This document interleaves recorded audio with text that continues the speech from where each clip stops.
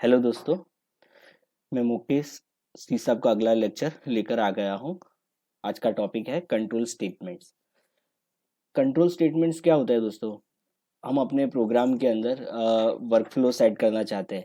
मतलब अगर कोई कंडीशन है, अगर वो सेटिस्फाई होती है तो हम कुछ specific set of statements execute करना चाहते हैं। अगर वो फॉल्स होती है तो कुछ और स्टेटमेंट्स एग्जीक्यूट करना चाहते हैं। तो इस तरीके का जो कंट्रोल हम मेंटेन करना चाहते हैं, उस केस में कंट्रोल स्टेटमेंट्स यूज होते हैं।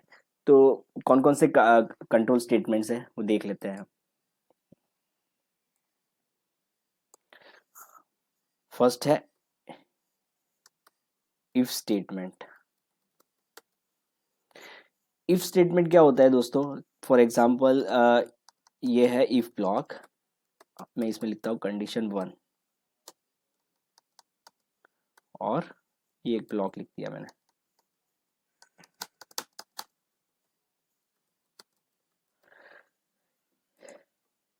अब यहाँ पर मैंने लिखा है ये if condition 1 and then code block. अगर कंडीशन 1 सेटिस्फाई होती है तो मैं ये कोड ब्लॉक एग्जीक्यूट करना चाहता हूँ। अदरवाइज क्या होगा कि इफ कंडीशन के बाहर जो है सीधा कोड वहां पर जंप हो जाएगा।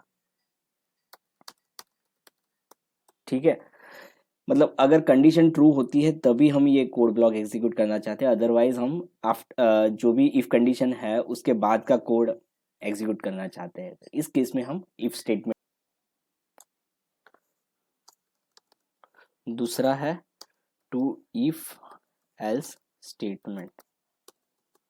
इफ एल्स स्टेटमेंट, इसमें क्या होता है, हम इफ कंडीशन लिखेंगे। इफ कंडीशन 1, अगर कंडीशन ट्रू होती है तो हम क्या करेंगे, कोड ब्लॉक 1 एग्जीक्यूट कराएंगे। कोड ब्लॉक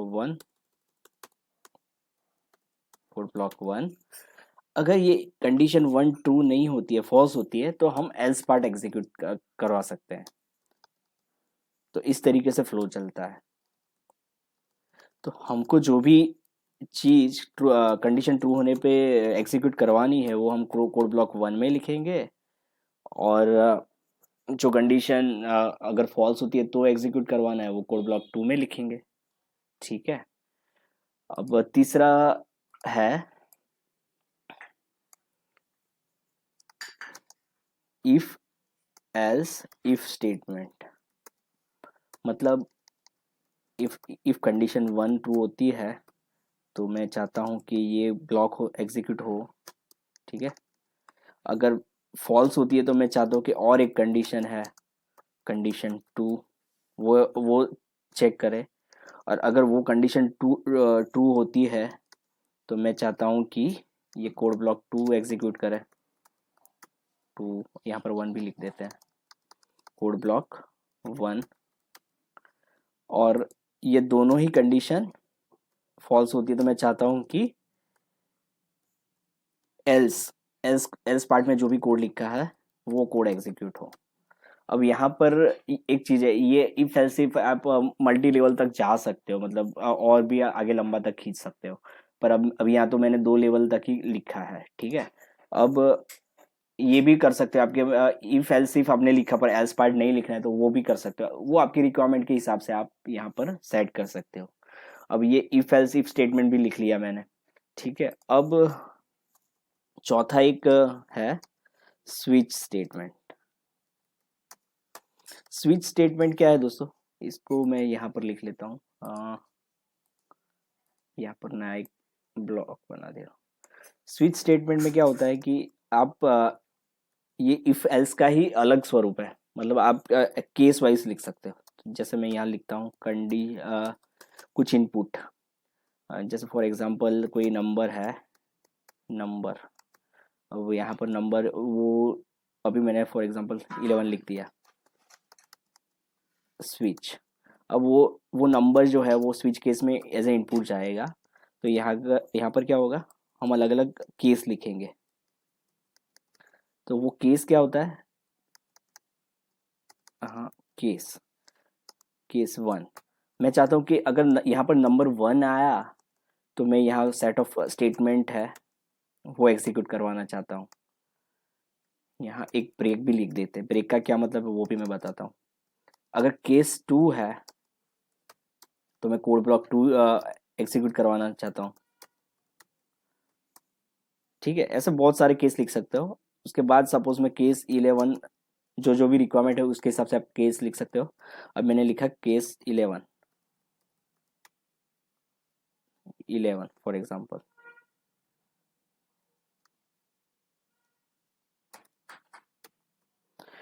इस तरीके से हम स्विच स्टेटमेंट लिख सकते हैं। अब यहाँ पर जैसे ये नंबर 11 आया इनपुट, अब जैसे ही नंबर 11 आया है तो यहाँ केस 1 एग्जीक्यूट होगा? नहीं होगा, क्योंकि नंबर तो 11 है। 2 होगा? नहीं होगा। 11 होगा, क्योंकि 11 पे 11 वाला कोड एग्जीक्यूट होगा, क्योंकि 11 नंबर हमने पास किया। अगर हम यहाँ 2 कर देंगे तो ये 2 वाला पार्ट एग्जीक्यूट होगा। इस तरीके से पूरा स्विच स्टेटमेंट एग्जीक्यूट होता है। हम इसका एग्जांपल देखें तो और भी क्लियर हो जाएगा आपको। और ये ब्रेक स्टेटमेंट इसलिए लिखा जाता है कि सपोज यहाँ पर मैंने 1 पास किया तो यहाँ एग्जीक्यूशन जाएगा।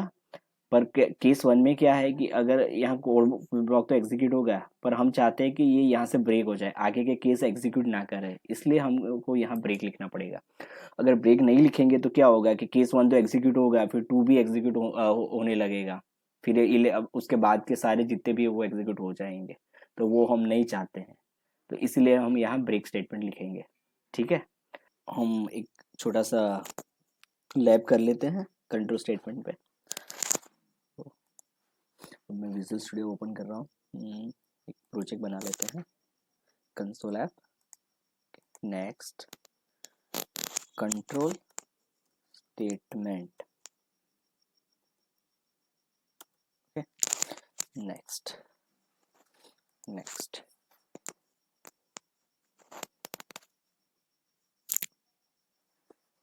ठीक है, ये लाइन में हटा देता हूँ। अब देखते हैं, सबसे पहले इफ स्टेटमेंट लेना है हमें। ओके, कोई एक नंबर ले लेते हैं, integer number equal to 55 for example. अब हम इफ स्टेटमेंट यूज कर रहे हैं, तो इफ मैं चाहता हूँ कि अगर नंबर 55 हो तो हम प्रिंट करें नंबर इज 55। ठीक है, ये हम प्रिंट करना चाहते हैं और इसको रन करते हैं हम। सिंपल सा, ये नंबर है 55 और हमने कंडीशन रखी है नंबर इक्वल इक्वल टू 55। ये कंडीशनल ऑपरेटर में हमने देखा था, इक्वल इक्वल टू ऑपरेटर। अगर आपने वो वीडियो नहीं देखी है तो आप मेरे प्लेस लिस्ट में जाके देख सकते हो। ठीक है, तो नंबर इक्वल इक्वल टू 55, तो नंबर इज 55। तो यहाँ कंडीशन ट्रू होगी क्योंकि नंबर मैच हो रहा है। तो जैसे ही मैच हो रहा है तो अब आउटपुट आएगा नंबर इज 55। रन करके देख लेते हैं।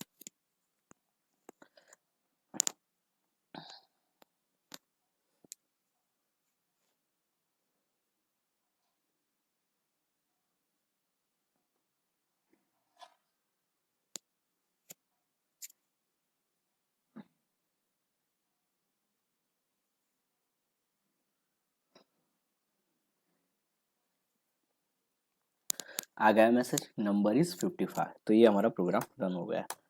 अब ये हमने देखा इफ स्टेटमेंट। मैं ये विंडो बंद करता हूँ। अब देखते हैं, अगर मैं यहाँ पर 55 की जगह 45 लिखता हूँ तो 45 equal equal to 55, condition satisfy नहीं हो रही है, मतलब ये कंडीशन फॉल्स हो रही है। तो फॉल्स होगी तो ये प्रिंट होगा? नहीं होगा। तो वो भी देख लेते हैं।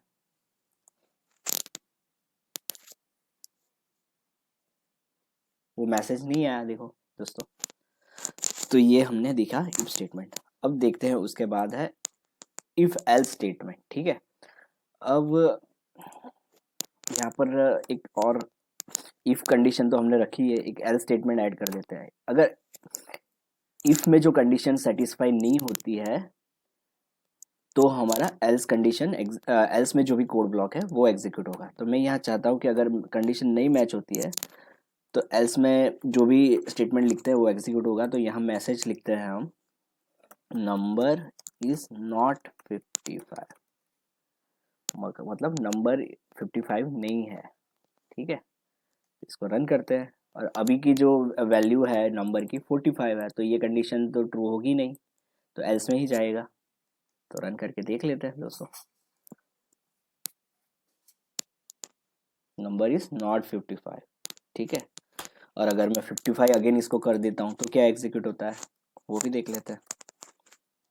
नंबर इज 55 आना चाहिए, एक्सपेक्टेड वन आ गया, नंबर इज 55। ओके, अब उसके बाद जो है इफ थर्ड नंबर का जो है हमारा statement if else if statement. Okay, तो इफ तो हमने लिखा, अब एक और एल्स भी है। अब इफ एल्स इफ, तो एल्स इफ भी यहाँ डाल देते हैं, ठीक है। नंबर इक्वल टू 65 लिखते हैं, यहाँ डबल इक्वल आएगा, ठीक है। कंसोल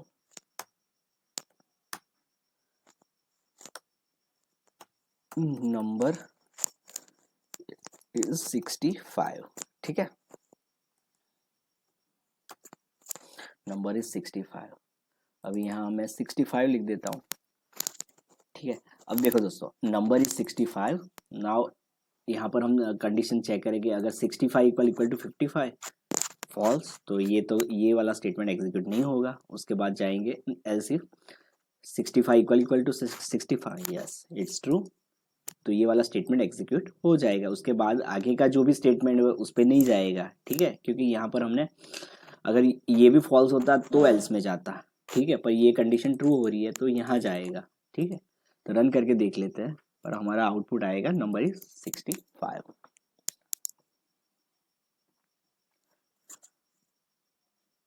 देखो दोस्तों, नंबर इज 65 आउटपुट आ गया हमारा।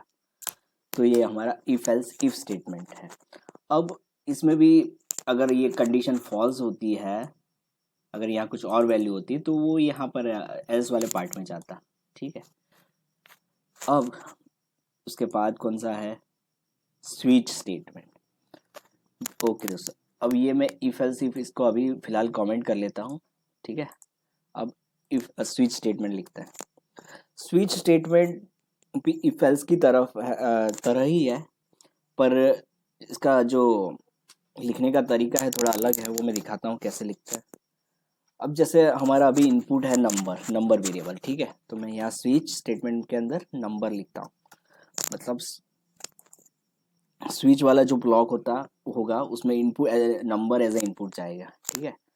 अब यहाँ पर हमको अलग अलग केस लिखने होते हैं। जैसे इफ एल्स स्टेटमेंट में हमने कंडीशन लिखी है, यहाँ पर केस लिखने होते हैं। तो यहाँ पर मैं लिखता हूँ केस जैसे ये हमारा ऊपर था क्या 55 नंबर, उससे हमने कंपेयर करा था नंबर को, तो यहाँ हमारा केस है फॉर एग्जाम्पल 55, ठीक है। तो केस 55, और यहाँ पर मैं चाहता हूँ कि ये वाला जो स्टेटमेंट है वो डिस्प्ले करा है।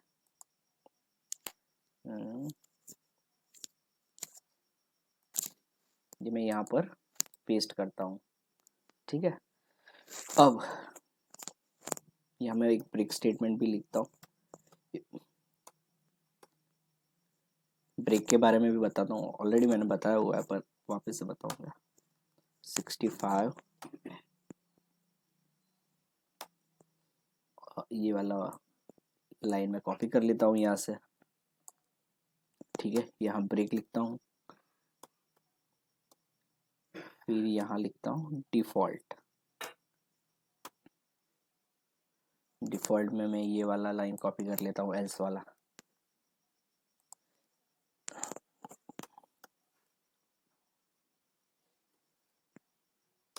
ठीक है। अब ये मैंने लिख लिया। अब मैं देखो यहाँ इफ एल्स स्टेटमेंट से स्विच को मैप कराता हूँ। जैसे यहाँ हमारा यहाँ इनपुट था नंबर इक्वल टू 65, तो मैंने क्या करा, इस स्विच ब्लॉक में नंबर को एज ए इनपुट पास किया। अब यहाँ पर इफ कंडीशन है हमारी नंबर इक्वल टू 55, तो अगर इसी चीज को यहाँ मैप करना है तो मैंने क्या लिखा कि अगर ये जो नंबर इनपुट हो रहा है वो अगर 55 हो तो क्या करना है हमें, तो वो यहाँ पर हमने लिख दिया कि हमको ये डिस्प्ले करना है। सेम चीज हमने इफ में भी ऐसा ही किया था, ठीक है। और उसके बाद अगर देखें कि अगर नंबर 65 आएगा तो हम क्या करते हैं, इफ में ये डिस्प्ले कराते हैं। सेम चीज अगर केस 65 है तो क्या करना है, ये डिस्प्ले करना है। और एल्स में जो भी है, अगर मतलब एक भी कंडीशन सेटिस्फाई नहीं होती है तो हम ये डिस्प्ले कराते हैं। तो यहाँ पर भी हमने वही किया, अगर कोई भी केस मैच नहीं करा रहा है तो मैं यहाँ पर ये डिस्प्ले करा रहा हूँ। ठीक है, तो दोनों सेम चीज़ है पर लिखने का तरीका अलग अलग है ना। तो वो है, यहाँ पर इसको एक बार रन करते हैं हम। क्या आउटपुट आना चाहिए, यहाँ 65 है तो हमारा केस 65 एग्जीक्यूट होना चाहिए। ठीक है, रन करके देख लेते हैं।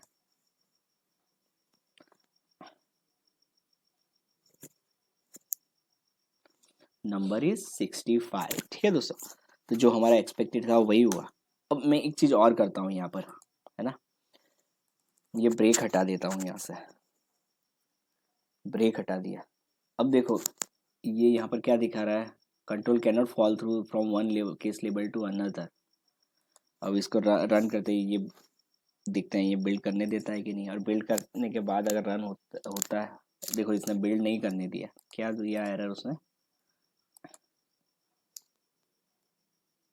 Can not call fall through from one case label to another, मतलब यहाँ से यहाँ नहीं जा सकता, एक केस से दूसरे में नहीं जा सकता। तो यहाँ हमें ब्रेक स्टेटमेंट लिखना रहता है, मतलब ये एग्जीक्यूट होगा उसके बाद वो बाहर ही निकल जाएगा स्विच केस से, दूसरे स्विच केस में नहीं जाएगा। ठीक है, अब ये स्विच केस स्टेटमेंट हमने देख लिया दोस्तों। अब मैं है ना इसको अभी फिलहाल कमेंट करता हूँ। ठीक है, अब मैं यही जो है इफ एल्स स्टेटमेंट उसको अनकमेंट करता हूँ। ओके, अब यहाँ मैंने क्या, अभी यहाँ पर ये single single her if statement के अंदर सिंगल लाइन है, तो सिंगल स्टेटमेंट सीधा ही लिख दिया। पर अगर मल्टीपल स्टेटमेंट हो तो क्या करना पड़ेगा, तो अगर मल्टीपल स्टेटमेंट्स हो तो हम ऐसे करली ब्रेसेस के अंदर लिखेंगे इनको। यहाँ मैंने एक करली ब्रेसेस यहाँ पर दे दिया, और यहाँ जैसे मैंने लिखता हूँ कुछ और।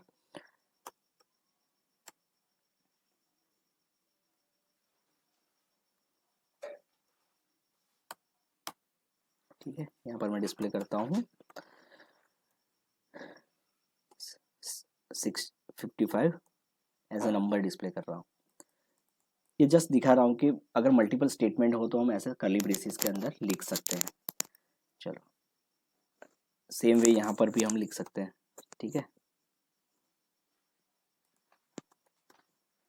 कि मैं ये लाइन यहाँ से कॉपी करके यहाँ एंटर करके पेस्ट कर लेता हूँ 65, और एल्स में मेरे को कुछ नहीं लिखना अभी फिलहाल।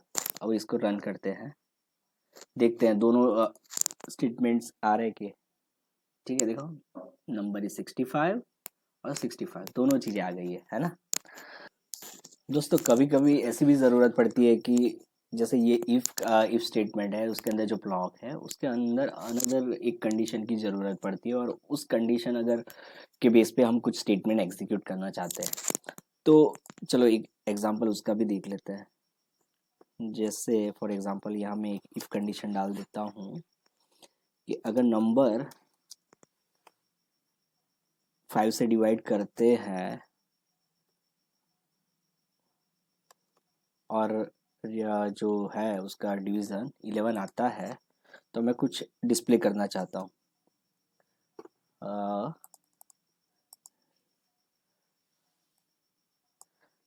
Division is 11। ठीक है,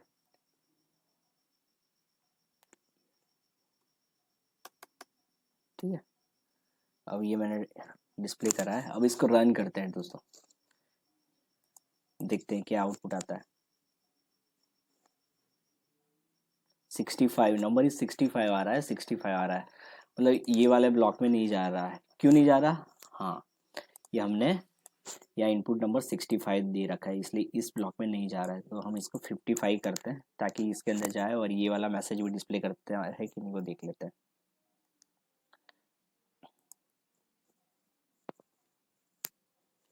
देखो दोस्तों नंबर इज 55, 55 डिवीजन इज 11, मतलब हमने जो एक्सपेक्ट किया था वो आउटपुट हो गया। तो ये हो गया if and inside also that we have if के अंदर इफ नेस्टेड इफ।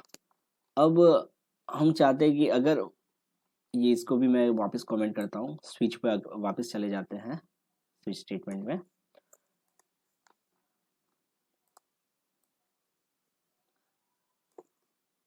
इसको मैं अनकमेंट करता हूँ।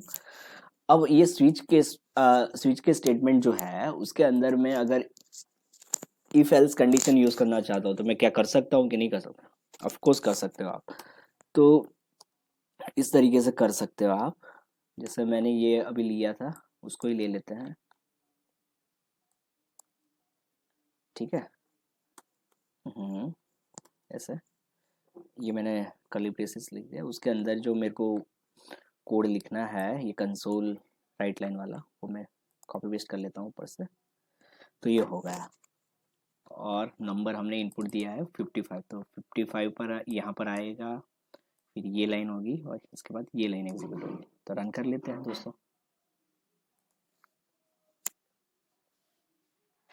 आ गया, number is 55 and division is 11, ठीक है। तो ये दोस्तों हो गया, ठीक है। हमने इफ स्टेटमेंट कवर किया, इफ एल्स किया, इफ एल्स इफ स्टेटमेंट किया, और स्विच का स्टेटमेंट यूज़ करा। ठीक है दोस्तों, इस वीडियो में इतना ही, मिलते हैं अगले वीडियो में। Thank you, bye bye. Channel को सब्सक्राइब कीजिएगा। Thank you.